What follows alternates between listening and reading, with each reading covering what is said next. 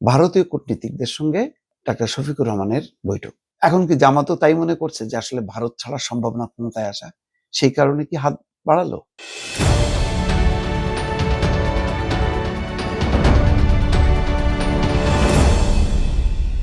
বছরের শুরুতে একটা নতুন বিতর্ক নিশ্চয়ই বেশ কিছুদিন রাজনীতির অঙ্গনকে কিছুটা নাড়া দেবে বা আলোড়িত করবে। সেটি হচ্ছে ভারতীয় কূটনীতিকদের সঙ্গে ডাক্তার শফিকুর রহমানের বৈঠক।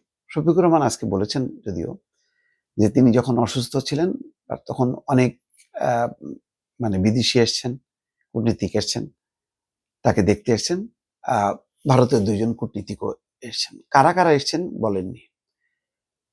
এবং আহ, তিনি বলেছেন যে আমরা যারা এসছেন তাদের নামধামগুলো সেগুলি প্রকাশ করি। তারা নাকি অনুরোধ করেছেন যে এটা প্রকাশ না করার জন্য।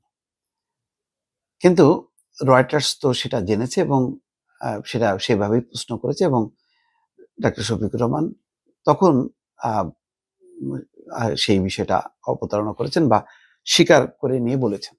তারপরেই একটা রীতিমতো মিডিয়াতে আলোড়ন।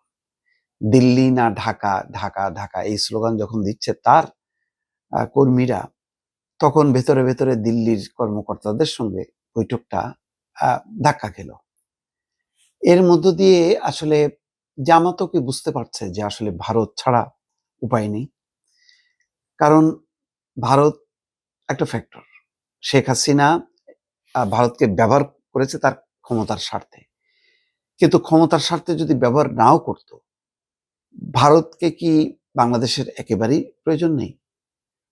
4,000 4,500 বর্গ কিলোমিটার জুড়ে হচ্ছে ভারত।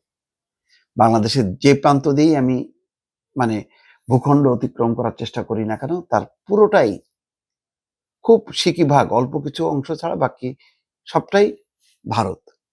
তো এইরকম মানে প্রায় বলতে গেলে বাংলাদেশ বেষ্টিত যে দেশ ভারত, সেই ভারতকে অস্বীকার করা কি সম্ভব?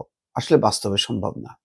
ব্যবসা বাণিজ্য, স্বাস্থ্য, চিকিৎসা, ভ্রমণ সবকিছুতেই আসলে এত বড় প্রতিবেশীকে উপেক্ষা করা আর সম্ভব না। সবসময় বলা হয় না যে প্রতিবেশীকে কখনো পাল্টানো যায় না, সম্পর্ক পাল্টানো যায়, কিন্তু প্রতিবেশীকে আহ, মানে উল্টে দেওয়া যায় না।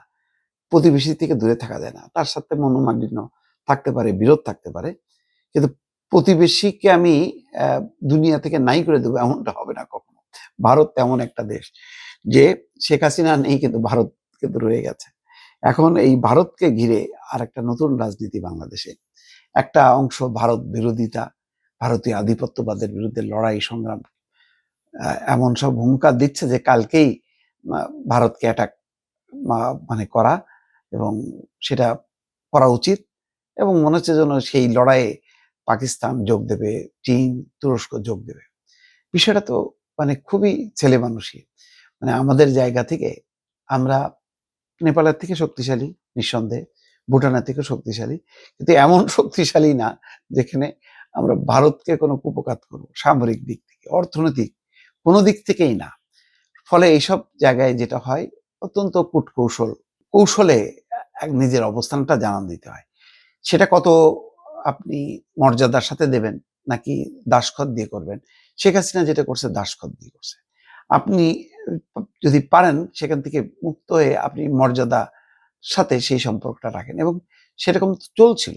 এমন না যে সবসময় শেখ হাসিনার মতন কূটনীতি দিয়ে আমরা ভারতের সাথে সম্পর্ক, তারা আগে তো তেমনটা ছিল না, তো তেমনটা আমরা যাই ওই ওই যুগে আমরা চলে যাই। তার জন্য যে চেষ্টা করাটা, তো সেই চেষ্টাটা স্বচ্ছ থাকতে হবে। রাষ্ট্র নানান কারণে কখনো প্রকাশ্যে কখনো গোপনে নানা রকম ভাবে সম্পর্ক রক্ষা করে কূটনীতিক। কিন্তু ক্ষমতার বাইরের কোনো দল যখন নাকি গোপনে কোনো আহ, সম্পর্ক স্থাপন করে, তখন বোঝা যায় যে তার একটা উদ্দেশ্য হলো যে সে যেহেতু দুর্বল, সে ভারতের শক্তিটা চায়। তো এখন কি জামাতও তাই মনে করছে যে আসলে ভারত ছাড়া সম্ভব না ক্ষমতায় আসা, সেই কারণে কি হাত বাড়ালো? প্রশ্ন রাখলাম, দর্শক উত্তর দেবেন আপনারা। ভালো থাকবেন। আল্লাহ হাফেজ।